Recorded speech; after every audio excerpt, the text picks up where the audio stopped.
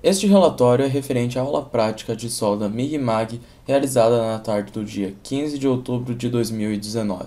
MIG e MAG são respectivamente as siglas do inglês Metal Inert Gas e Metal Active Gas, as quais configuram soldas por arco elétrico e apresentam alta eficiência da fonte de calor. Como as outras soldas por arco elétrico, elas apresentam uma certa estrutura composta por uma entrada de corrente, uma fonte de soldagem, que nesse caso é a retificadora, ou seja, corrente contínua, com um dos terminais tendo como saída o cabo terra e o outro o eletrodo consumível, haja vista que mesmo se infunde durante o processo, no qual será aberto o arco elétrico. Outro processo parecido com MIG-MAG é o arame tubular, no qual a maior diferença é o arame utilizado, pois nesse caso o arame não é maciço e tem fluxo por dentro, o que aumenta a molhabilidade do processo, favorecendo uma solda mais uniforme. Este processo diminui a possibilidade de formação de poros, comparado aos processos MIG-MAG. A principal diferença entre os processos MIG e MAG é o gás de proteção. No processo MIG, normalmente são usados gases monatômicos, como argônio ou hélio, que são inertes e, por conta disso, muito utilizados para soldar alumínio. Já o hidrogênio é muito solúvel nesse metal, o que o torna suscetível a formar poros, e isso não ocorre quando utilizamos gases inertes. Já os processos de solda MAG utilizam gases ativos, ou seja, que interagem com a bolsa de fusão, sendo os principais deles misturas de CO2 com argônio ou somente o CO2 puro, sendo que esse tipo de solda é usada largamente na indústria automotiva pela grande quantidade de aços utilizados nos automóveis populares. As soldas MIG e MAG são consideravelmente simples de serem feitas, pois caso o soldador realize pequenas flutuações, a qualidade da solda não será comprometida, haja vista que o arco absorve essas variações e se mantém estável. Além de que o processo é semi-automático, ou seja, o operador apenas translada a tocha. Além da facilidade de execução, outras vantagens desse processo são a possibilidade de soldar em qualquer posição de soldagem, capacidade de soldar os principais metais utilizados na indústria e, por fim, as soldas a arco elétrico são as que têm tido maior evolução em estudos nos últimos anos. Entretanto, existem algumas desvantagens, sendo principalmente o custo, a difícil visualização, a regulagem do equipamento e a falsa impressão de que a solda foi bem feita. O alto custo se dá pela fonte ser retificadora, a necessidade de um alimentador de arame e controle de gás de proteção, além de que o processo tem inúmeras variações, dentre elas MIG, pulsado, curto-circuito controlado e comando sinérgico. A difícil visualização se dá pelo tamanho do bocal e características do arco elétrico, como o fato de ser intermitente, além da quantidade de respingos gerados.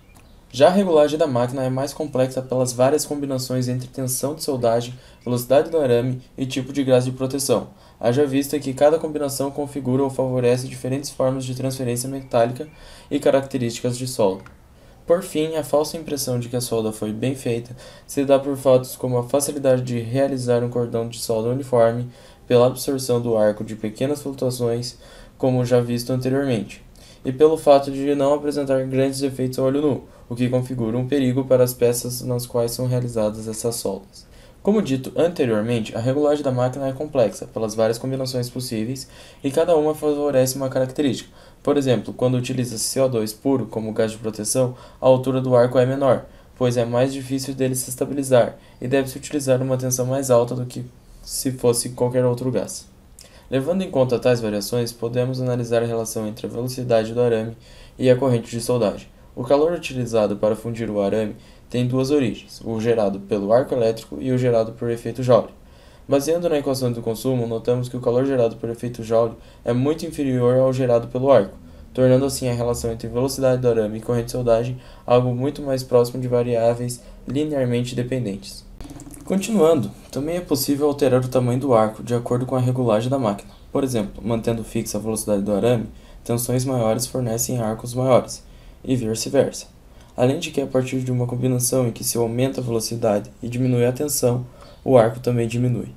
Como também foi dito anteriormente, cada combinação de regulagem favorece uma forma de transferência metálica, as quais são o curto-circuito, globular, rotacional, spray e arco pulsado.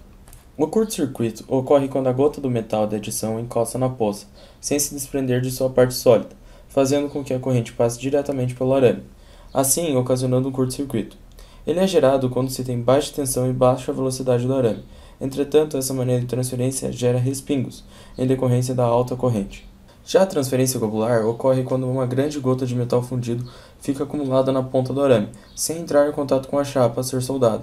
Isso ocorre também em velocidades baixas, mas com tensões maiores.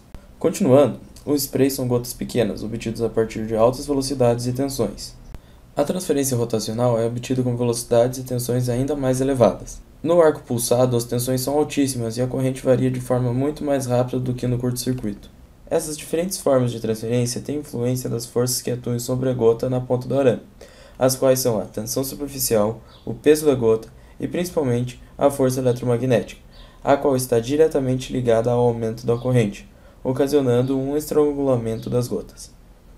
Isso justifica o fato de algumas transferências metálicas não serem possíveis dependendo da posição de soldagem. Por exemplo, só é possível a transferência globular na solda plana, uma vez que a força do peso da gota é muito grande. Já o spray é possível tanto na plana como na horizontal, enquanto o curto-circuito é possível em todas as posições, uma vez que a força eletromagnética envolvida é muito elevada. Outra forma de transferência metálica é a CMT, do inglês Cold Metal Transfer. Ela configura um curto-circuito controlado, na qual as forças eletromagnéticas são muito baixas, e para realizar a transferência da gota, o arame realiza um movimento de ir e vir para que haja o desprendimento da gota. Outro fator que é necessário analisar para a regulagem da máquina é a chapa soldada e o tipo de junta que será feita. Quanto maior a espessura da chapa, maior terão que ser as tensões e as velocidades do arame. Também é válido lembrar que todos esses aspectos vistos influenciam no formato do cordão da solda, como por exemplo, quanto maior o tamanho do arco, mais largo o cordão. Spray e arco pulsado proporcionam cordões mais largos e baixos. Quanto mais argônio no gás de proteção, maior a penetração no centro da solda, além do posicionamento da tocha e o movimento de oscilações laterais. A prática realizada em aula consistiu em realizar 9 soldas, combinando diferentes regulagens das máquinas em diferentes posições. Entretanto, antes de soldarmos, o professor demonstrou na Smash Weld que aumentando a velocidade do arame, aumentamos a força eletromagnética e a corrente, o que faz com que a transferência de gotas globulares mude para spray. Também constatou-se uma corrente de transição de aproximadamente 200 amperes, o que significa que esse é o menor valor de corrente necessária para atingir a transferência por spray, para o gás de proteção de CO2 puro, metal de adição sendo o aço cobreado e arame CO 1 mm de diâmetro. Para a realização das soldas foram utilizadas 3 máquinas, a Transynergic 4000 com um gás de proteção de 82% de argônio e 18% de CO2 e arame tubular de 1,2 mm de diâmetro, velocidade do arame de 3,4 metros por minuto e tensão de 18,3 volts. A Elmatet com o mesmo gás e arame ER705-6 de 1 mm de diâmetro, com a corrente de 111 amperes, tensão de 22,8 volts e velocidade do arame de 5,4 metros por minuto, na qual foi soldado utilizando arco pulsado. E a Smash Weld com CO2 puro e arame ER705-6 com diâmetro de 1,2 mm, na qual foi soldado utilizando transferência curto-circuito. Foi regulado na máquina a faixa de tensão 2,1 e velocidade do arame de 6 metros por minuto, o que resultou numa tensão de 19,2 volts e 192 amperes. Para cada tipo de transferência foram feitas 3 soldas utilizando aço carbono de 1 mm, cada uma em uma posição, plana, horizontal e vertical descendente, a qual houve a necessidade de utilizar uma touca para garantir a segurança do soldador.